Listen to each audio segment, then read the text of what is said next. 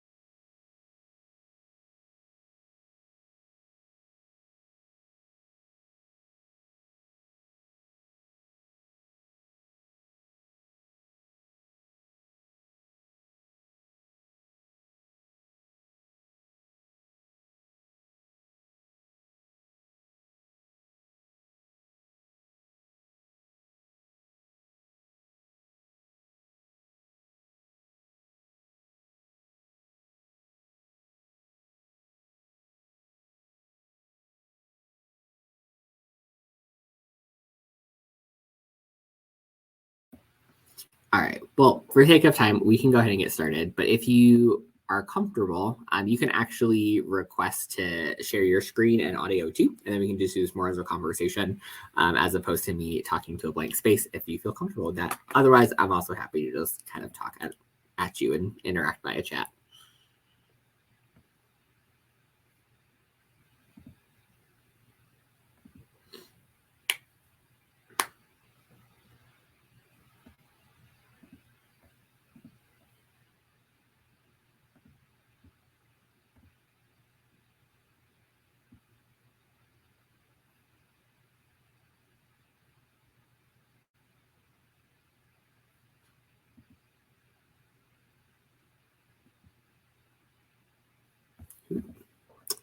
Interesting, because it did not show up in my moderation box. Let's see.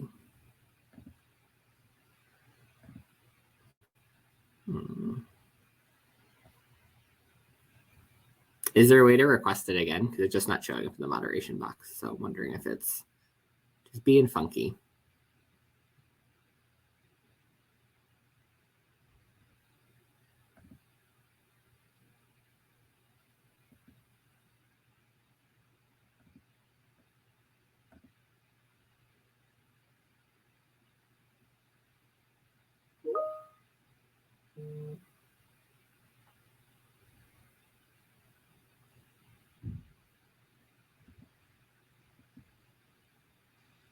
Well, okay, we're gonna do it this way. So I'm totally happy to engage with you via chat box too.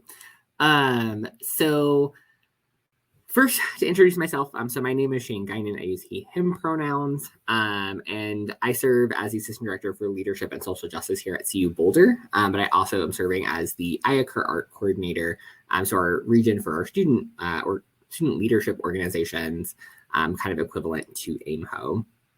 So they have the conference this weekend, and so doing some of these sessions prior to that, and then we'll be doing some during the conference as well. To kind of go over what ART is, if you're not super familiar. So ART used to stand for Advisor Resource Training. It's now transitioning to Advisor Retention and Training. So trying to focus more on the aspect of keeping our advisors engaged throughout the year, giving them the support systems that they need, and how we can be intentionally responsive to them. Typically, these sessions are about like 50-ish minutes, so it won't go through the full time that the session is allotted for, and we'll probably honestly go a little bit quicker than that as well. But if you have questions or things, let me know, and I'll also talk about just tracking ART sessions if you need that at the end. So feel free to let me know when we get there. I'll ask if you want me to go over it or not, just so you can make sure you get full credit for it. I'm going to go through these slides. There'll be some pieces where there is kind of like responses or things, and you can just put them in the chat for now. And I will kind of just keep rambling until we kind of go through those pieces. But obviously, I can see that your name's Julia and that you're over at NAU. And so typically, we ask just about years of advising and some fun question. So if you want to drop in chat what your pronouns are, how long you've been advising, and really a fun fact about yourself, just because I think that always helps to break the ice a little bit. A fun fact for me, and one of my favorite ones to like to default to, is I've actually driven an ice cream truck before, but it was not for anything to do with ice cream. So on one of my past campuses, we did like a National Cookie Day program. And so we filled an ice cream truck up with cookies and milk and drove around campus and delivered it to students. So I think we had over 8,000 cookies that we went through in the day. So it was a really fun time. But it's very rare that people had an opportunity to drive an ice cream truck. And you can feel free to put that stuff in chat at your own pace. And I'll keep going kind of throughout this as well. So this session is obviously understanding organizational structure. And so it talks a lot about student org structures and documents and approaches. I'm honestly going to counter a good chunk of the things in here. And so feel free to ask further questions and things too, because I think this is a good framework, but I don't think it's true for every campus. NAU has a lot of context experiences and really good kind of reference points. And so honestly, I think you probably have a good understanding that these structures are not always the most conducive to every organization, and every campus needs things to look slightly different. So overall, we're going to go over learning outcomes for the session. I'm talking about governing docs, talking about constitutions, the roles of executive board members, kind of the role of hall councils and hall governments, as well as a little bit about training and transitions. Really at the end of the session, the goal is to have an understanding of foundational components of student orgs, know where to start if you don't have governing documents. Mentioning with NRHH means you probably do, since they have the constitutional requirements and the former checks that they used to do. Understanding the role of hall council or government in residential settings, and then understanding the importance of training and transitioning for student groups. So within this governing documents, there's kind of two major pieces that a lot of campuses will see. Is they'll have a constitution and then they'll have bylaws.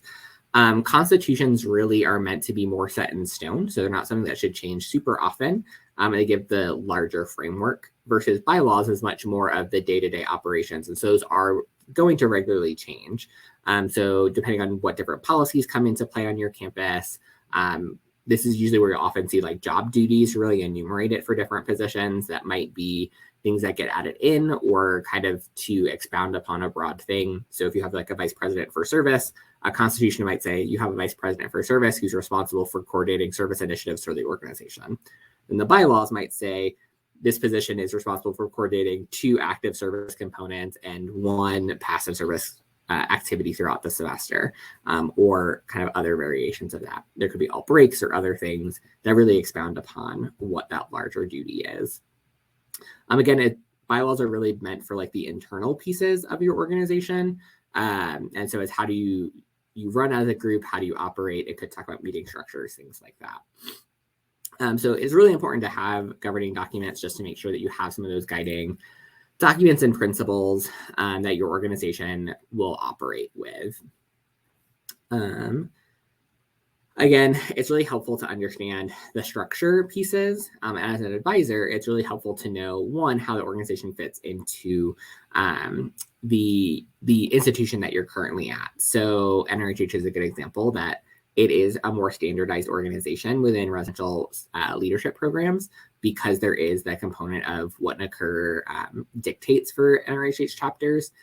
But as you change institutions, it's really helpful to have that constitution to see what are kind of the unique spins, or what is the unique role that the organization really takes place or fills for that campus. So thinking about kind of the niche that might exist campus to campus.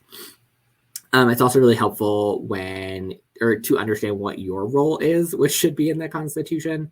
So sometimes depending on the organization, they might ask different things of their advisor. How often to meet with your executive board officers is usually in there.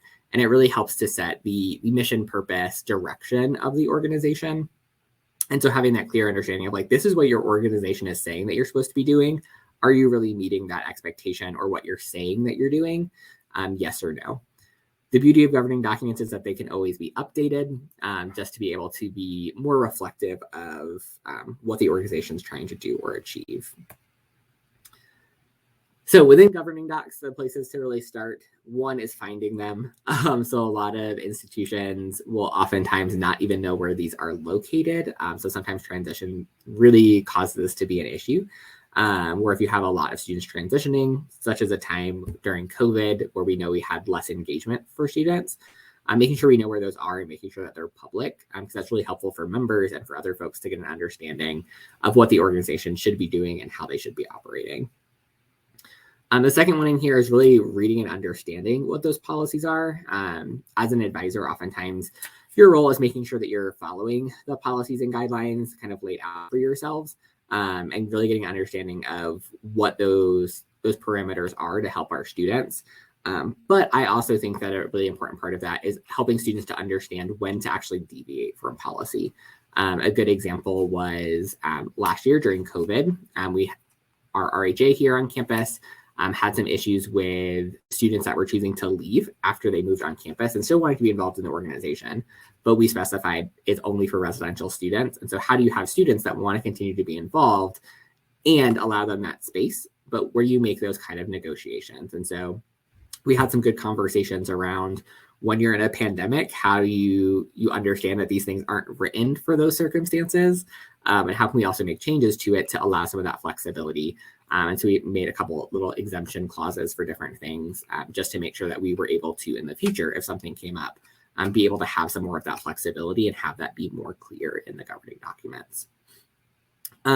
It also is helpful to understand if we're meeting departmental and university policy, which can be in your governing documents and may not be, and may actually need to be added. So you may see over time, just institutional policy may shift or change or approach, and being able to update or reflect things based on that. So a good example of this is all of our website management has really shifted to being professionally staff managed. And as we did that, it's really getting the understanding of like, we have student roles that had the website management in their position. And so we need to make those updates and changes as well. Drea, I see you also hopped in. So if you want to put in chat, just a quick intro for yourself. So name, pronouns, institution you're at, and then how long you've been advising, fun fact about yourself, etc. That would be super awesome. We really just started, so you haven't missed a whole lot. And then I can also go back and circle back if there are things that you need me to recover. But I know that you've been in other sessions, so I remember your name. But yeah, so really making sure that we are doing our due diligence to understand what the policy is and also encourage our students to update it as is relevant or necessary. The next piece here is review the documents annually. So oftentimes students will put these in a box and never look at them again. And it's really important to think about how you go about updating your governing docs and making sure that it's staying up to date with your current practice, different changes in policies, et cetera, and involving students in that process. I know our RHA is moving away from having a Senate structure because ultimately all we were doing was really governing or updating our own updating our own governing documents. And so all of the legislation was really about that. But like, what does that really say about the fact that we're supposed to be an organization around community and advocacy?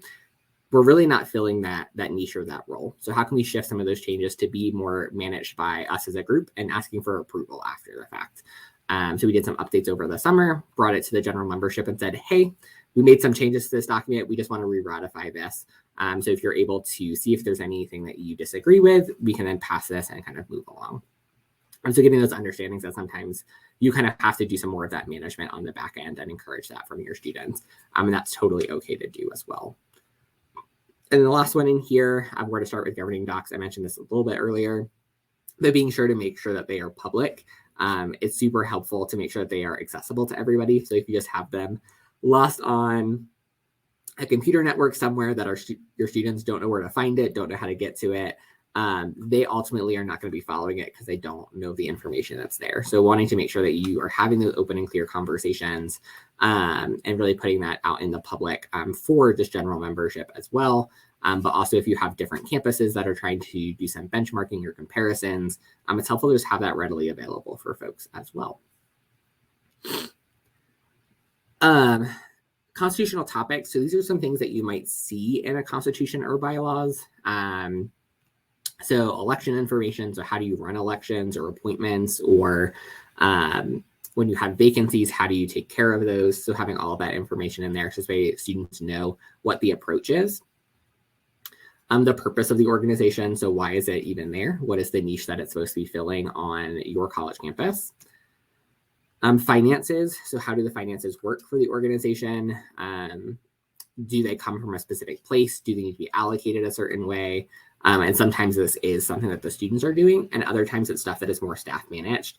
So knowing how to put what information there is super helpful. For us, we also have a funding board process, and so having more information about the funding board process and how that operates in the governing documents is super helpful. So as our students are making financial decisions, they have some more understanding or framework for what they should be doing with that money. The organization name is super helpful to have there. Amendments, so kind of changes or larger chunks of resolutions or agreements that the membership have kind of come to.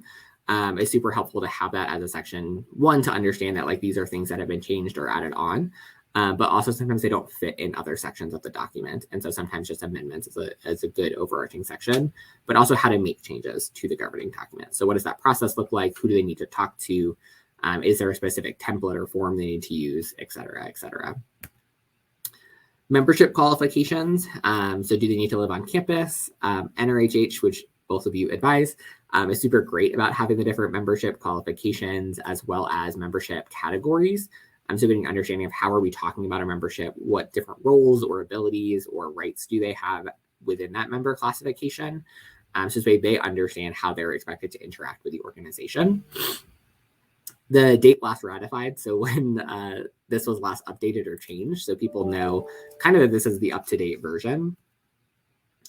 The officers and advisor roles, so what are your board or who are your board members? What roles do they have? What are their duties? That helps a lot with just accountability pieces, but also folks understanding what really the expectations of them, as set either by the membership or by professional staff, exist out there. Corrective action and removal. This is one that every time that we onboard a new board of directors member here that I make sure to cover. Is just what does it mean if they are not meeting their job duties? Different campuses, this looks different.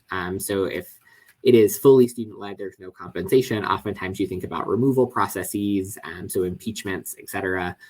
Or if there's more compensation and it's more of like a hired position, are we doing terminations? Do we have job action that we do along the way? And what does that look like? Here we kind of have a hybrid model, so it's important for me to explain to students of the fact that I can remove compensation from them, but at the end of the day, I can't take their position from them. So getting them to understand what those nuances are, so this way, if something does come up, they're also a little bit less anxious about what that process is going to look like as well. Other things that can be included, but don't have to be, and ultimately I would say none of these things necessarily have to be included that we've already covered.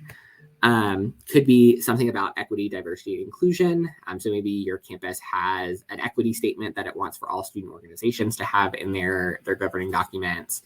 Maybe it has to do with how just you as an organization want to operate. Maybe it's pulling from the NACUR equity statement. There's different ways to couch that. The rules and laws, so how you operate more your meeting structure, if you do Parley Pro, et cetera, kind of throughout your meeting spaces. How you operate your meetings, the frequency of your meetings, when and where they happen, can be helpful to have in here. Committees, if you have any form of committee structure. I know for us, our committee structure relates to our community council positions. So where do those folks come together? Who leads those spaces? What really is their charge or objective? And then other items that make sense for your campus. So every campus will have their own set of nuances or quirks. That's really important to make sure you're capturing in your governing documents as well. Cool. So that's lots of information. And I think this is the whole Constitution. Oh, I think there's more in the Constitution section. Nope, that was it. And so the next section is really shifting to talk more about the executive roles within an organization. I will say that I don't agree with a lot of things in this slide because I don't think that there really are any basic roles that an organization requires. I think within NCUR, you often will want to have your NCC or NRHH rep or NRHHCC, whatever terminology you want to use. So that person that really is serving within the regional capacity. So it's going to regional rep chats, coming to conference, sitting in boardroom spaces, et cetera. But depending on your institution, the other roles may or may not make sense. So for instance, we don't have a president here. We have an RHA executive director. And so, yes, there is kind of semantics in that, but thinking about the type of governance that your campus uses, or if it's a governing structure at all, some of the positions may not make sense. For us here, our students can't really do much with finance anymore. So we don't have a treasurer or finance officer because that is just handled by myself and the RHA executive director. So again, that's not a position that we really hold. And then I think, again, depending on your campus, there might be other things that are super important to the niche that you all fill. So maybe your RHA has a big focus on diversity, equity, inclusion. And so therefore, your org should require a position that focuses specifically on that. But ultimately, I would say the roles that I personally believe that an organization needs to have is just roles that reflect their values.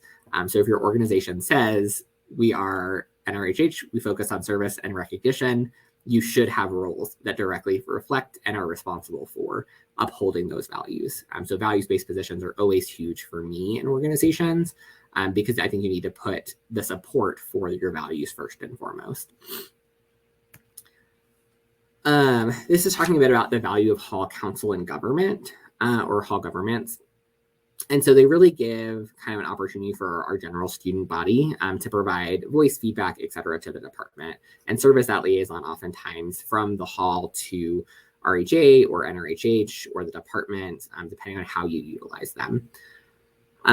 They're really great at doing some of the smaller social programming in a building or residence hall community. They also just help to create a lot of connections. So if you are big on retention pieces, the more involved you are on campus and in your community, the more you feel like somebody knows who you are in your community, the more likely you are to actually finish college and be retained throughout your entire time there. So there is a lot of really good data and research there just about involvement on campus, but knowing that hall councils or hall governments really do play a huge part in that. Every campus really does look different here too. I know there's a lot of campuses that don't even have hall governments where they really just have an RHA or an NRHH chapter or both, depending on their organization size. It may not make sense for a campus that has 3 halls to have 3 community councils plus an RHA plus an NRHH chapter. So really being able to adjust per your campus is super important, but also understanding the advising load that comes with community councils or hall councils. So we've moved away from having it be necessarily per residential community and tying it directly to our hall directors. So if a hall director has 2 buildings, the community council represents those 2 buildings. If they have 1 building, it's 1, or sometimes we have multiple hall directors in 1 building. And so that still would maybe be 1 community council. So there's kind of a lot of the ability to flex there. And then there are other campuses that will do more area or neighborhood-based councils. So we have 3 neighborhoods on campus, and so we very easily could adapt to having 3 neighborhood councils. You lose out on the individual building touch when you do that, but at the same time, you're then focused more on larger scale programs, more about that neighborhood identity as opposed to the individual hall identity. And if your RA staff or your student staff, hall directors, et cetera, are very focused on that, it's trying to figure out where you might need some of that additional support kind of moving forward. The role of hall government. And so really, again, kind of building off the last slide, they're really doing a lot of the community development pieces. They're really serving as that advocacy voice within their smaller community. They're doing a lot of the social events, and they could also be doing some educational events depending on the structure of your organization. So we have a position that is our lead for inclusion and social justice in each of our community councils, and they're tasked to do some wellness or inclusion-based programming. And so that is potentially more into the educational realm. They can help make some money decisions in terms of their halls. So if they want any form of like hall improvement that they're using community council money or budget for, they can make some of those decisions around how they want to see student fees spent for that building. They should be doing some leadership development, and as well as being involved with different committees. And so depending on how the reporting structure may look for your RJ or NRHH, there may be that direct connection between the community councils to a larger committee. So we have a service and recognition committee, and we have community council positions for each of those values. And so you'll see each of them go and join that committee. So they have peers to support themselves, to talk about programming ideas with, but then they can also support NRHH, and NRHH can also support their programming within their individual residential communities. The last section in here is about training and transitioning. So technically this session has this more as a small group activity. And so if we want to chat through the chat box here about some of these questions or just kind of responses to these questions, I'll share my responses kind of out loud. And then if you all want to chime in via chat of what you've seen or what things have looked like or what questions you have off of these, feel free to do that as well. So the first question in here, again, feel free to type in the chat what your response or answer would be, is what does initial and ongoing training look like for your student leaders? So as we think about training and transitioning, it's super helpful to make sure we're onboarding our student leaders appropriately, and also making sure that information is going from year to year, so that if there are traditions or those larger standing projects, people know what the results have looked like the previous year.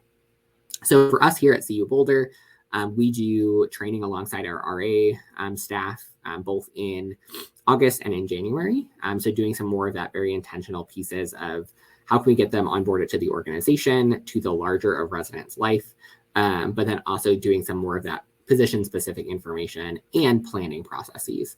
So each day of our training, we kind of theme it after a different value of the organization, and really trying to hone in on how can we make sure people have the skills needed.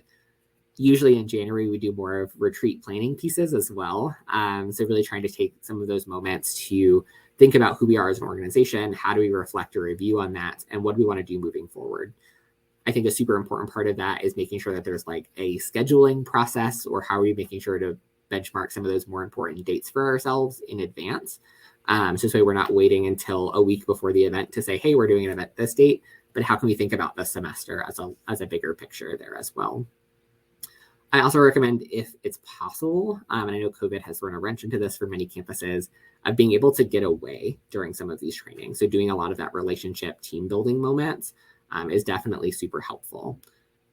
This year, our training in August, we had 3 students, and we have about 7 board of directors members that are all compensated positions. And so we went and we did an escape room during our August training, which was great for the 3 of them.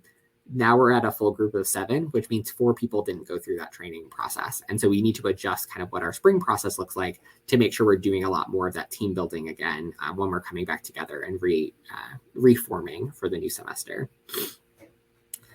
The next question in here is, what process do you use for transition materials? So transition reports, if you do wrap-up reports for events, if there's transition meetings, kind of what does that look like for you all? So here at CU, we've started to change this process a little bit. Axe throwing is super awesome. One of the local event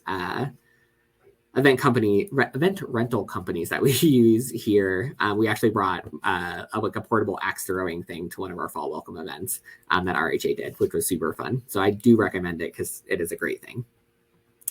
But for transition materials, we very much used to do transition reports for every position. And we also have a document that's called State of the Halls. So we ask all of our community council members or organizations to submit kind of like a 1-page of here's all the things that we did this year. So we kind of have those 2 different document pieces. What we found is the transition reports, while we think that they're going to be super helpful, a lot of times our students aren't reading them or our students aren't submitting them. So having a lot of issues with those pieces. And so we've started to transition to do more of like wrap-up report type pieces kind of after every major event. So how can we get them thinking about it in the moment? So when it comes to the end of the year, they don't have to do a whole year's worth of things. They're doing it as a part of their normal planning process. So it's kind of their end mark. For us, we're starting to explore a curricular approach with our student leaders. And so last year we trained them on how to write engagement strategies. And one of them has been very, very over the moon about writing these and really carrying that for the rest of the group and getting them to be supportive of that. So thinking about how we can make sure we have small little nuggets that can be easily replicable. And so as we think about curricular approaches or what our student staff may be doing, how do we bring some of those things in alignment so we have similar terminology or words so that when we're trying to talk to our colleagues and say like, hey, we're doing a wrap-up report, they might be like, what the heck is that? But if I'm like, hey, we're writing engagement strategies, they're like, oh, I know engagement strategies. My staff does that all the time. So how can you use that common vernacular or terms? And the last thing in here was about retreats. And so I know we kind of started talking about that a little bit as well.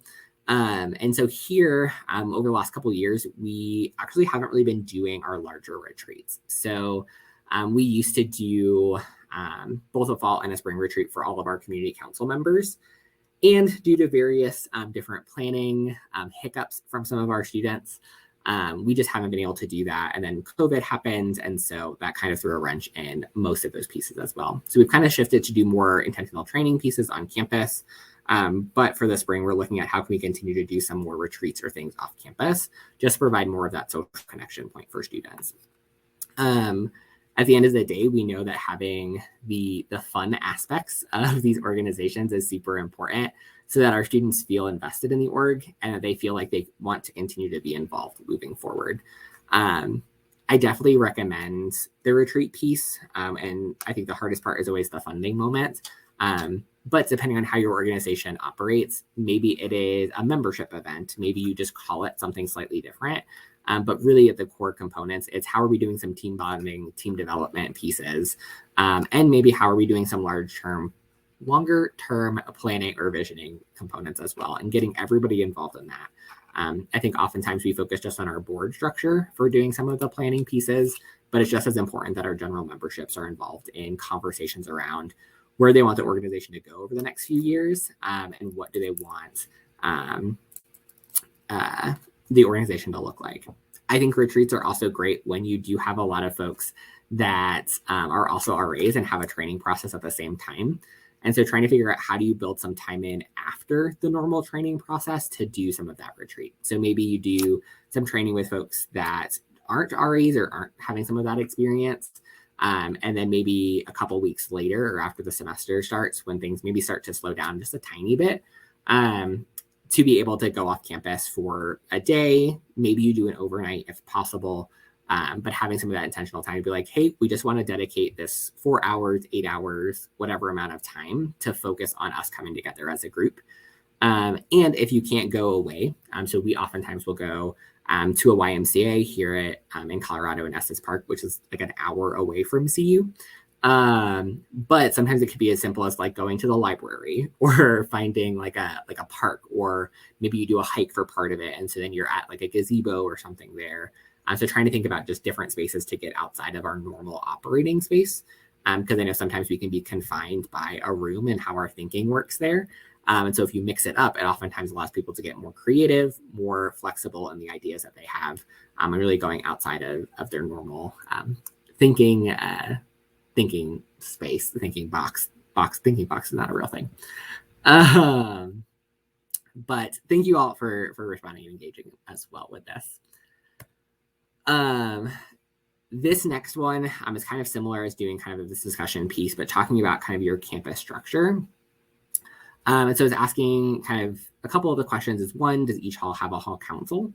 And so for us here at CU, I know I kind of talked about this a little bit, is that we don't have it per hall. We have it really aligned with our professional staff. So this way, advising wise, it makes the most sense that we don't have some hall directors advising 2 councils, some advising 1 council, and maybe a couple advising none. We really want to make sure we're sharing that workload across our staffs. But at one of my past institutions, I was just building back their RHA. And so we actually had hall councils per every building, but it was fully made up of RA staff. So it acted more as like an RA committee. And so what we were doing was actively building that to be back into a student leadership experience. And we ended up keeping the hall council model just because students were kind of familiar with that and our staff was kind of familiar with it. But that was an area or space that I was like, honestly, we don't really need these hall council pieces. We can just have a larger RHA. They had about 2,000 students on campus. And so it was like really the amount of students we're trying to get involved in all of these positions really just doesn't make sense for the number of students we even have here on campus. The next one is what roles do your particular councils serve? And so for us here, we actually just restructured our community councils. So we took them offline during COVID as an opportunity to give some time back to our staff. So knowing that COVID really made things pretty hectic and chaotic, how can we give a little bit of that time back? But also giving us some intentional time to really build out a different experience or model and kind of bring that back online. So one of our students actually crafted this new model or framework that we have. It eliminated all of our like senator type positions. It really focused in on how can we give students more clear understanding of what their role is and what we're asking them to do in their communities, and really cutting the number down. In some communities, we had like 15 community council members and we weren't ever able to fill all of those spots. So how can we bring it back down to a more reasonable number? And so we have, for us, a chairperson who kind of leads the council. At the end of the day, they're not like a president or in charge, but they're facilitating meetings. Their focus area really is on that facilitation piece.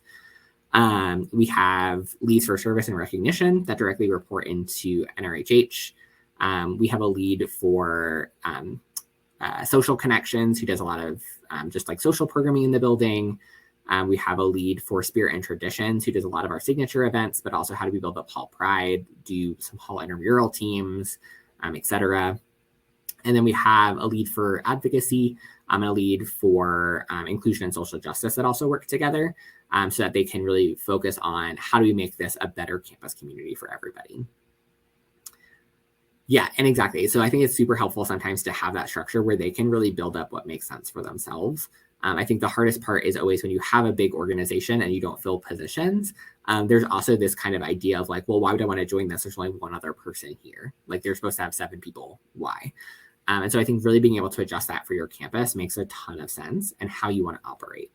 I know here we've had a lot of conversations around our community councils used to be very couched just in RHA and saying like, these are really the worker bees of RHA.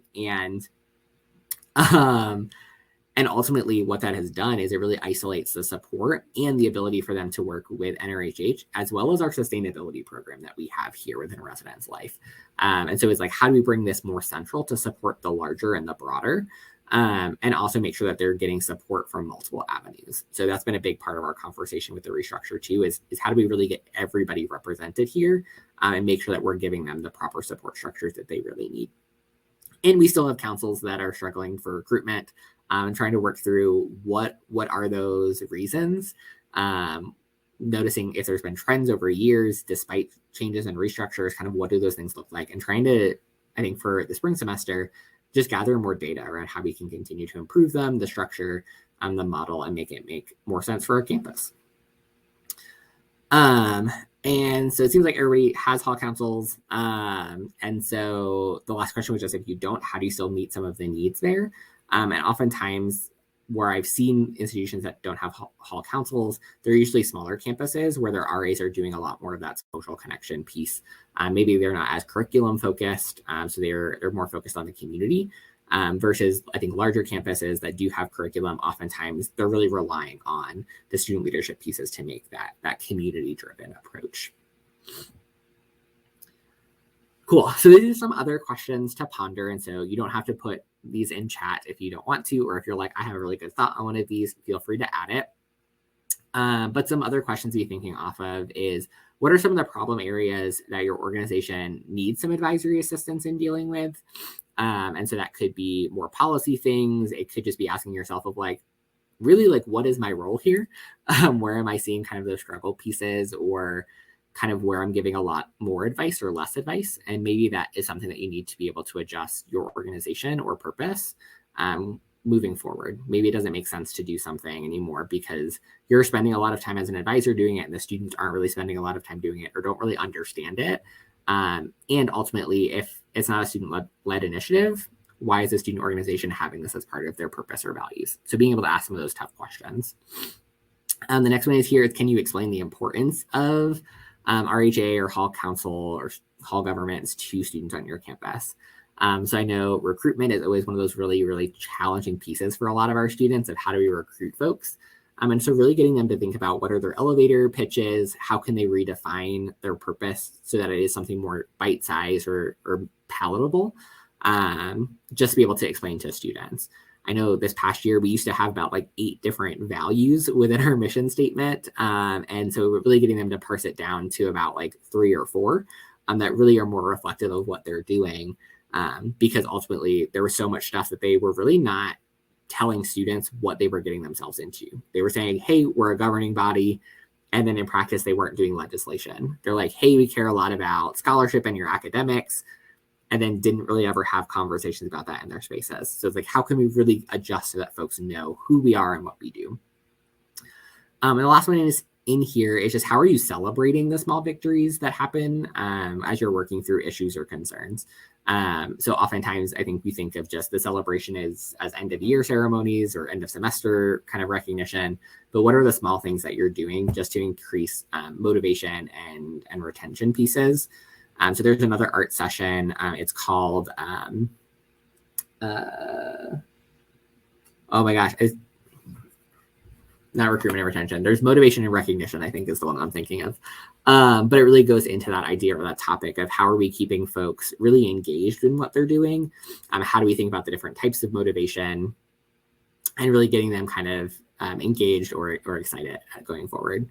Yeah, so doing kind of a celebratory social after we had really good things. We had we typically do a haunted halls program, so a haunted house that we ended up needing to really pivot from this year just because of some of the infrastructure pieces coming back from COVID. And the event that they did in place of it still had over 200 students. It was their first big event that this group had put together. We had just brought on several new board members at the time. And so the next meeting where we had canceled some of the time or space for our students to give back to them after what we usually have as a really time-intensive event, they then use to then do some more bonding with themselves. So it's like, hey, how do we just say like, we did a really good job. We can take this moment to like just connect with each other and just like be happy of the accomplishments that we have. So things like that are super great, where again, you can kind of do something outside of your normal routine is super exciting. So last spring semester, we went to Topgolf just as kind of like a one-off thing where we're just like, hey, you know what? This has been really tough and challenging and really great. So let's take a couple moments to do something outside of the norm where we can just honestly use some of this money that we have for our own bonding and development and really be able to say like, you all did a really good job. Like, thank you so much for being here and doing this. But also thinking about the same thing for not your board structures and your general members. So we've started to do more like attendance incentive pieces for our membership, thinking about some of the resources or swag or merchandise that we have just kind of laying around from the past, and how can we use that to incentivize some folks and say like, you know what, this was really great. I really appreciate you. Thank you so much for all that you've done. So there's lots of ways to really be able to celebrate some of those smaller pieces there as well. Cool. Yes, point systems. Oh, gosh. I have a lot of feelings and thoughts about point systems. So I think there's a lot of pieces where, and I think this is less true on campus levels and more so on regional levels, but it's like, how are we thinking about just the resource and access to the tasks we have available in points? So if we ask them to do something, there's a monetary component or things like that, like really thinking about the access and equity pieces there. And being able to restructure that and think about like, how do we intentionally say like, we want to recognize you and praise you and just hold the things that you're doing, I think is super great. I think the worst thing you could ever do is just use a point system as like a punitive thing, which I don't see as often, but I definitely have seen it in certain spaces. So being mindful of how those things come across and the engagement there. Yep, there we go. See, I appreciate it. I knew that's where y'all's mind was. So the last thing in here is a case study, which is not here. There's a second document to it. So I'll send that out after the fact for you all. It's just a good way to kind of think through your process. And if you have questions or thoughts after the fact as well, you can feel free to send those my way. And I'm happy to provide some guidance or just be able to think through kind of your thought process or share a little bit of my thought process as well with that. And then really this is the last slide in here. So I'm going to put a attendance sheet here in chat, which I'm hoping works this time. because there was some Ncur only access restrictions on it, which I believe have been removed. So if you just want to fill that out, that's helpful for me just to make sure on the back end that I'm logging that you were at this session, so that you do get credit for it. And then if it's helpful for one or two of you, or the two of you, for me to go through how to actually log your art session attendance, I'm more than happy to do that too, because I know we kind of launched a new system just before COVID kind of was starting. And so I know that's still kind of intimidating for some folks, and there's still some hiccups in the system too, which can be kind of frustrating for folks. So would that be helpful if I review that for you all, or are you all feeling good about the system? Yeah, cool. Cool. So I will go through it for you, Julia. And then Drea, if you feel like you are good to go, you can feel free to hop off as soon as you're ready. And then I will go through the new database with you, Julia, here in a second. I'm just going to pull up the website.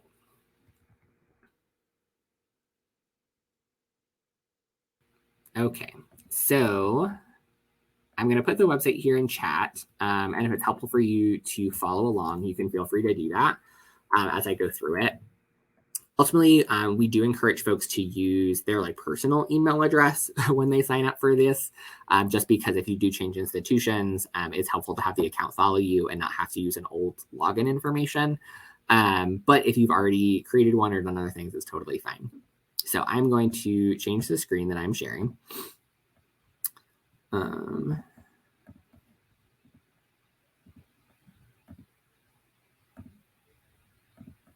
Cool.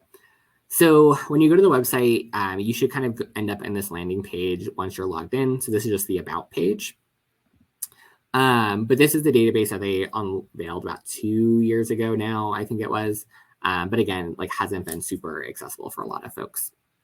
So to log a session, you'll go over to the left-hand side and you'll end up going into log completed milestones.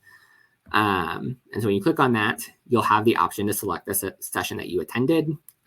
So this is one, motivation and recognition was the session I was thinking of before, but understanding organizational structure. And then you'll type in your name, you'll type in your email address, you'll type in the conference or space that you attended it at. So for us, AIMHO 2021, and then today's date, and then you'll click submit. Sometimes this form gets super finicky. And so if you continue to see red boxes around things when you click submit, it doesn't always go. But what I recommend doing is whenever you submit one, is to go over to claim completed milestones, and then you should be able to see it in the list of unclaimed milestones. And so you can go ahead and claim it once you submit it. We also then on the background will make sure that it matches up with attendance sheets and all of that is valid. If there's past sessions that you've attended, if you're using the same email address as whatever you listed at that point in time, they should hopefully show up as unclaimed milestones here. And so any that are there, you should be able to go ahead and just click to claim them. Yep, so they definitely could already be there. And so that is super helpful. And that's some of the back-end work that we do with the attendance sheets. So if you don't already log it before we've entered it, oftentimes it should show up as an unclaimed milestone. So when we're logging the attendance sheets, it really is cross-verifying in the system that it's there. And so overall, the system is relatively easy to manage or maintain that way. And then if you do run into a bunch of issues or things like that, you can just feel free to let me know. If you're like, hey, I'm pretty sure I went to these sessions, they're not here. I can do some of that back work to try to figure out where past attendance sheets are, if it was there, if there was maybe a typo when someone was doing data entry pieces, because we've had that happen a lot in the past too. So I can definitely support any of those pieces. The other cool feature that I really love in here, that's totally fair. One of the things that I have done with past conferences when they first did this database is I know I went back to old guidebooks and looked at the sessions that I had marked as ones that were in my schedule and kind of used those as some guiding points of being like, hey, I think I attended these sessions. And if you have deleted those or don't have them anymore, there are some of those pieces where you can just kind of sit through the session again and it won't be the end of the world. What I love too is there's also the progress report feature. So you can go through and see all of the sessions that you've attended. So once you've completed them, they'll show up here as green. If you've claimed it, but you haven't verified you've attended yet, it'll often show up in this yellow color, just because then we'll want to put in the attendance spreadsheet. And then you can also log your experiential credits. That part of the system hasn't really been working yet, so we recommend people just kind of keep track of that on their own. But you can go through with the claim milestones, with the log milestones, and see what all of the experiential credit components are here. So advising a conference host team, advising your students through a award bid process, so on and so forth. And each of these, I believe, are worth a point. And so just kind of keeping track of that for yourself is super helpful. And then once you complete a level, or if you completed both levels, the last thing to do is the art presenter workshop. Then that will allow you to present sessions of that level. So for art level 1, if you've done all that and went to the presenter workshop, you can present art level 1. If you've gone through 1 and 2 and gone to the workshop, then you can present art levels 1 and 2. So it's really helpful to be able to understand that piece as well.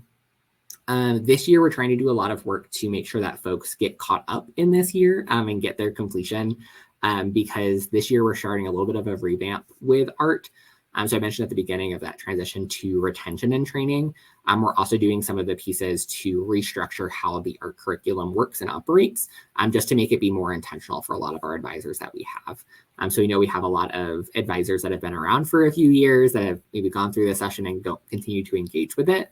So like, one, how do we get them back re-engaged with art? But then also for new folks, understanding that our graduate students might have a different level or need of skills than maybe some of our professional staff advisors, or folks that may be niched for a specific program.